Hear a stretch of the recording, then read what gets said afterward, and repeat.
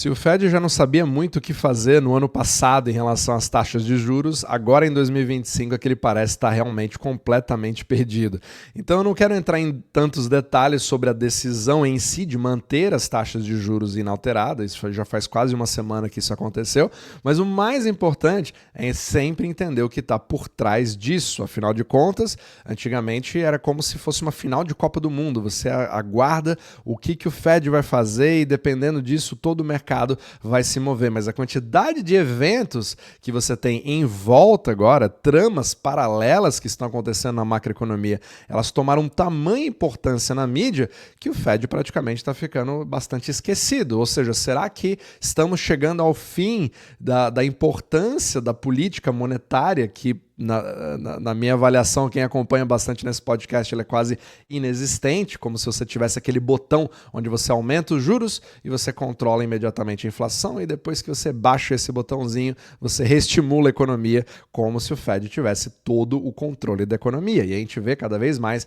que isso não é o caso. Então, quero compartilhar uma conversa que foi bastante interessante do Joseph Wang, ele trabalhou no Fed durante bastante tempo, ele é considerado como, ele é chamado hoje no FinTwit como The Fed Guy, né, o cara do Fed, e ele falou de algumas dos movimentos que vem acontecendo que estão influenciando muito mais a política, principalmente pelo lado fiscal, do que pela política monetária feita pelo Fed. Mas antes de mais nada, uma coisa que eu gosto de mostrar, quero mostrar cada vez mais para você, é talvez uma coisa que você não veja muito, que é a famosa curva de bonds, que eu sempre falei no meu podcast, mas como eu fazia ele só em áudio, agora mostrar isso em vídeo é bem interessante, né? Pra você ter isso, um entendimento maior sobre o assunto. Olha que interessante como a curva está agora, né? A gente nunca teve tanta indefinição sobre o que a curva de bonds quer dizer, porque você tem uma série de contracorrentes que estão acontecendo nesse exato momento. Então, para quem não sabe, quando a gente fala da taxa de juros americana, o que o Fed subiu os juros nos Estados Unidos, etc., a gente fala principalmente dessa primeira que está ali na esquerda, que não é nem que é próxima, que na verdade é essa, né, o RRP, que é a taxa de juros ali do overnight que bancos fazem quando você tem excesso, né, de reservas com o Fed, mas que é próxima do Fed Funds Rate, que é essa de fato, né, que a gente usa, que ficou ali nos 4,25%. É essa parte da esquerda, ou seja, o mais curto em relação à duração, que é o que toda a mídia gasta o seu tempo falando, mas eu gasto mais tempo falando sobre o resto, que na verdade é o mais importante, da curva de bonds, que é muito mais ditada pelo livre mercado de compradores, sejam dentro dos Estados Unidos, mas principalmente dos que estão fora dos Estados Unidos, que define o euro-dólar. Afinal de contas, os bonds americanos, eles são usados como calção no mercado mundial. E aí você percebe, você já vê claramente por essa curva, que a expectativa que o Fed tem de todo o mercado responder baseado na decisão deles, de um comitê, ela não se transmite para o resto da curva, senão você teria um crescimento ao longo do tempo, né? Essa curva seria uma bela linha, assim, fazendo uma curvatura para cima, mostrando que todo o resto da curva segue. Se o Fed sobe, ela sobe junto, se ele cai, ela cai junto. Mas a gente vê que é exatamente o contrário. Na verdade, o Fed ele reage ao que a curva vem fazendo e ela nunca foi tão confusa. É por isso que o Fed também fica absolutamente confuso. Você não sabe se eu subir o juros, será que eu estou combatendo uma inflação que eu não tenho certeza se está vindo, porque a economia também não está indo muito bem, mas se eu cortar agora, será que eu estou admitindo que, na verdade, a economia não está indo bem? Afinal, está indo bem ou não está indo bem? Percebe o grande problema? E você não tem, justamente porque o Fed não tem esse controle. Então, quais são ali os principais focos falados ali pelo Joseph Wang? Primeiro, ele fala do aumento da influência, a influência da política fiscal, muito mais do que uma política monetária. Então, o aumento de gastos públicos e os programas governamentais vem criando muito mais poderes inflacionários, né, a diluição do poder de compra do que simplesmente a taxa de juros em si. Ele também fala que as mudanças regulatórias, então, alterações nas regulamentações, elas estão impactando também setores específicos, como o petróleo, e o petróleo ele faz muito parte dos índices que o Fed vai analisar para decidir se nós estamos tendo inflação ou não, né? Parte do CPI, etc. Então, tudo isso afeta independentemente das ações do Fed, sem falar do impacto das políticas migratórias. Então, ele afeta não somente o mercado de trabalho, como também o mercado imobiliário. E a gente está vendo uma série de movimentos, inclusive de indicadores de recessão, né, nos leading indicators, que a gente chama, mostrando ali cada vez mais um arrefecimento da economia americana.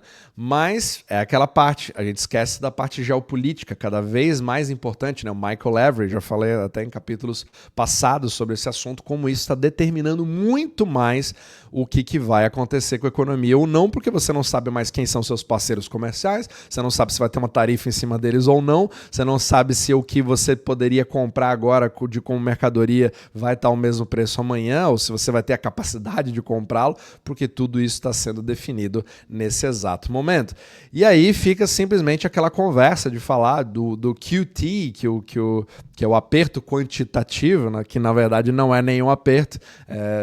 Eu falo bastante nos capítulos de membros também sobre esse assunto, entrando em detalhes, mas você percebe ali claramente que o Fed está numa posição de parar, ficar totalmente congelado, e se antes ele dizia que estava mais data dependent, ou seja, esperando os próximos dados para ver o que vai acontecer, agora ele não está nem mais data dependent, ele está esperando a catástrofe e ver para que lado que ele vai, porque ele não sabe o que fazer. Da mesma forma que o mercado também não sabe o que fazer, porque o mercado não sabe quais são as regras do jogo.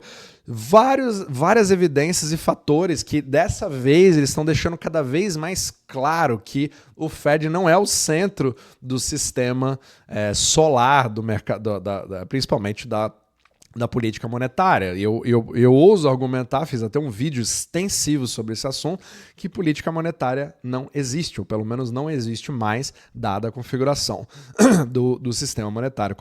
Mas, apesar disso, o mercado continuou mostrando um pouco de otimismo, né? Os mercados eles vão subindo, mas com um pouco de timidez, mas também não é um crash, está tudo meio que andando de lado. E, obviamente, que isso deixa as coisas sempre incertas. E se você está assistindo e você fica naquela questão, eu quero extrair a informação disso e agir sobre a minha carteira de investimentos, a gente pode ajudar você a fazer isso com a nossa equipe, né, de assessoria. Fiz uma parceria com a Arcane Investimentos, que estão bastante alinhado em relação a esse pensamento para você navegar junto com a gente nessa situação bastante incerta, né? Cada vez mais mudando a configuração de tudo que está acontecendo. Você pode escanear esse QR Code aqui, fazer uma avaliação gratuita dos seus investimentos ou clicar também no link abaixo e a gente entra em contato.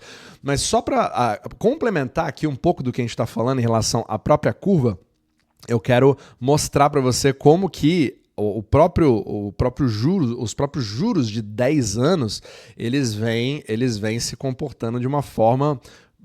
Olha esse zigue-zague, que é uma coisa que você não vê muito, né, em bonds. Eles estão mexendo bastante. Você tem uma compra forte, aí os juros caem, aí você tem uma venda forte e os juros sobem.